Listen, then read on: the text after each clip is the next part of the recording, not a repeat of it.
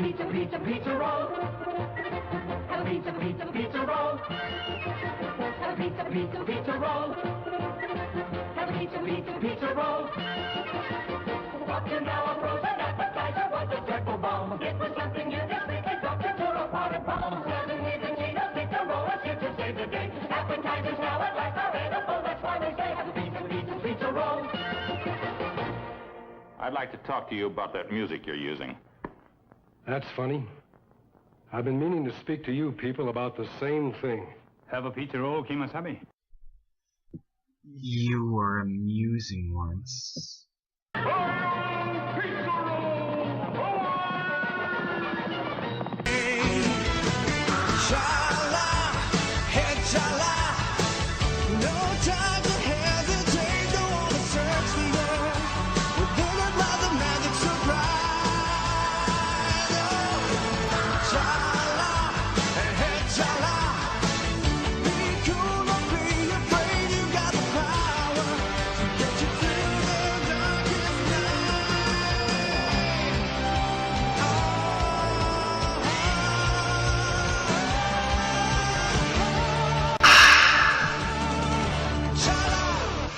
Now that's the best sounding elevator music I ever heard.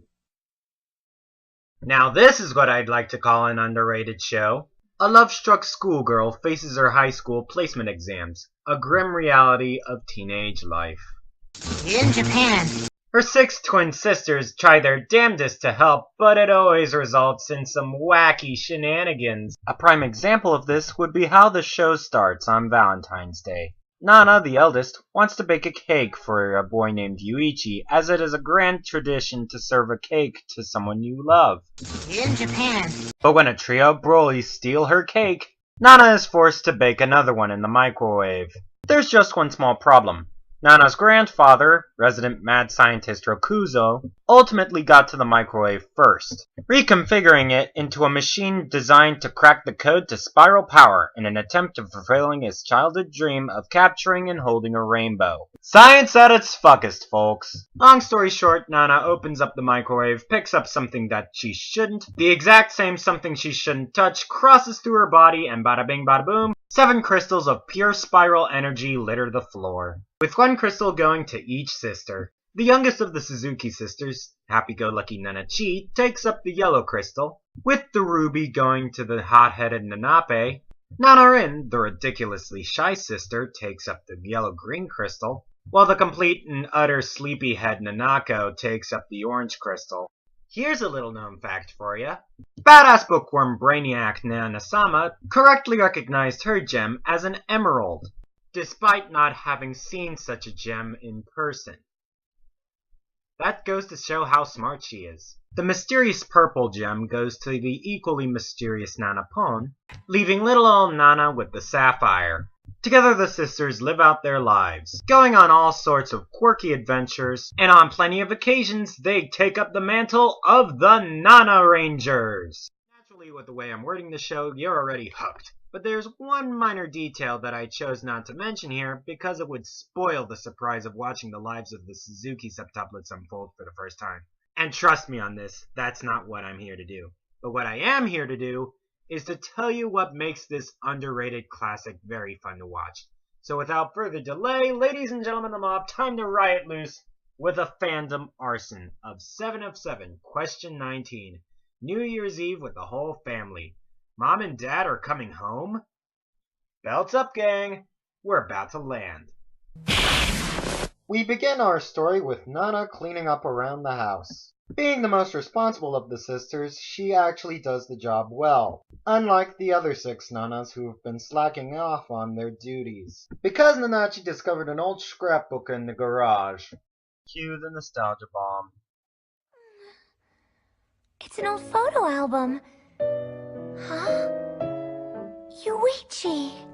Oh, how cute! There's lots more where that came from. When you're a man my age, you tend to get nostalgic for the childhood memories you witness.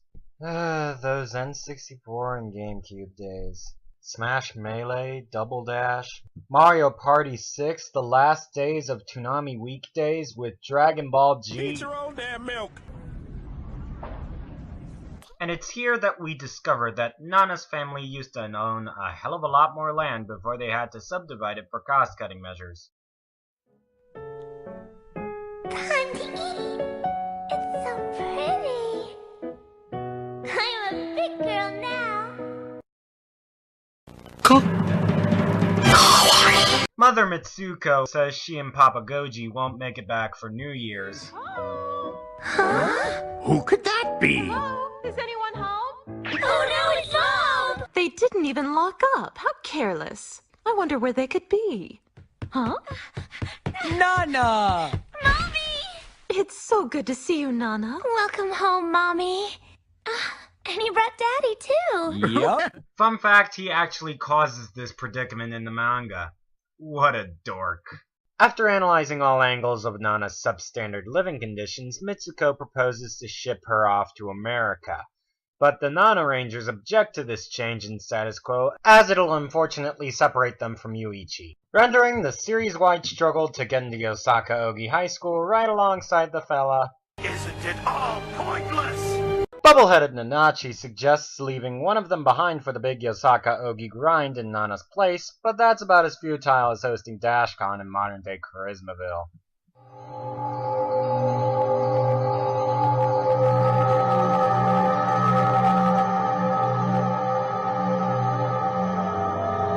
Dark.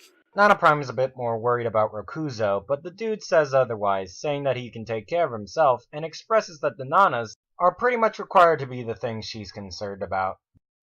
Remember, according to my calculations, all 7 of you need to be together when spring arrives. If you aren't all together, Nana will disappear along with the prisms.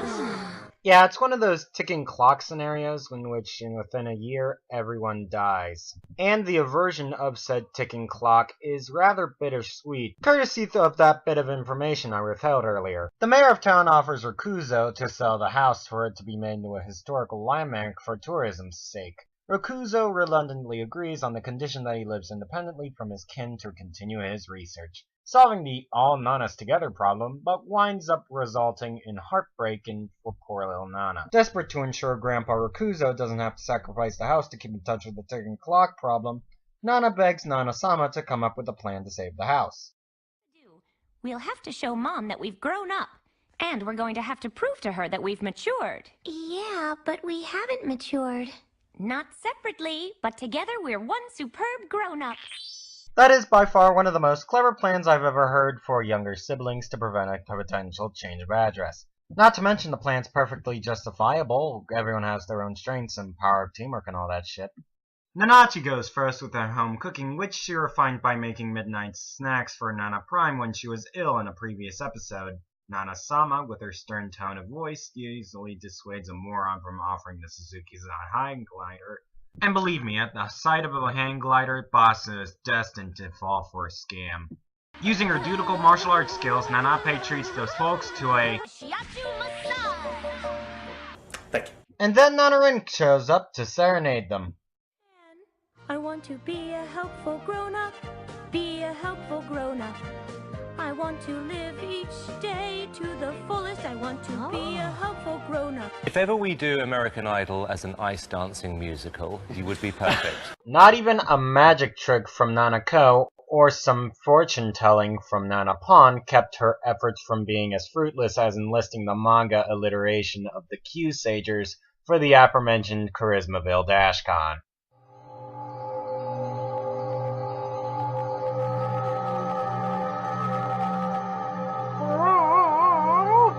It's the zany Q-Sagers and the death storm neighbor.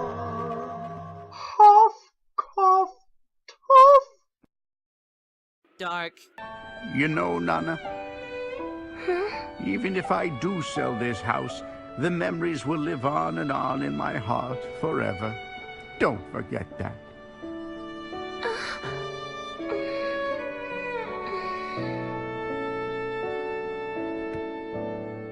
I believe it's what you call a serious case of the feels. And it's perfectly justified too. You want them to stay in Japan. The number of episodes left dictate that they're staying in Japan.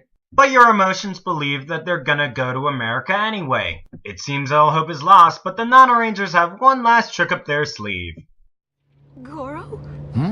Is this Nana's elementary school? You're right, honey. If those walls could talk. The shrine is next. Roger. Nana, go straight to the shrine. Go straight on through the gate.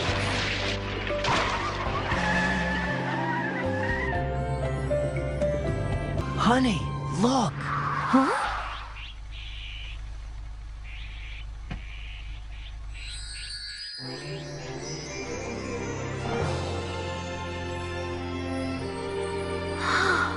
The Nanas get to stay in Japan. The end. Final verdict. How this show slipped right through the cracks of obscurity is any pony's guess. The conflict is relatable, the characters are top-notch, the emotions hit you right where they hurt, and the payoff is one of the most heartwarming things you can ever see from the mastermind who gave us G Gundam. Yeah, you heard me. Yasuhiro Imagawa, director of G Gundam, created 7 of 7. And if that isn't bad enough for you, Son Schemmel, the English voice of Goku of all characters, directed the dub of this particular series, which is archived in both that and its subbed form, featuring separate seiyus for all 7 Nanas instead of them all being voiced by Veronica Taylor. No offense. There's even a guidance counselor voiced by Dan Green. And Dan Green in a good anime is definitely worth the price of admission. It's pretty safe to say that this show is Nicky, Ricky, Dicky, and Dawn done right. And now that I've been reminded of Nicky, Ricky, Dicky, and Dawn, the Royal Court of the Helix Fossil orders the following punishments. For being a prominent example of the modern shitcom, the Harpers are condemned to switch houses with the Suzukis. For the crime of being knockoffs of Zack and Cody Martin, we condemn Ricky and Dicky to being the Sprouse twins as servants 3 days a week, while spending the other 6 days serving the nappe, with alternating Sundays. Finally, for inflicting this shitcom nightmare gallery upon the world, series creator Matt Fleckenstein is hereby condemned to be reincarnated as a prostitute named Yummy Mummy, acting as a sidekick to SNL's reiteration of the Pickle Boy from Season 7 of All That. And yes, I indeed humiliated myself by admitting that I watched early 2000s All That. So let it be recorded, this session of the Royal Court of the Helix Fossil is now adjourned. I'm at Comic-Con!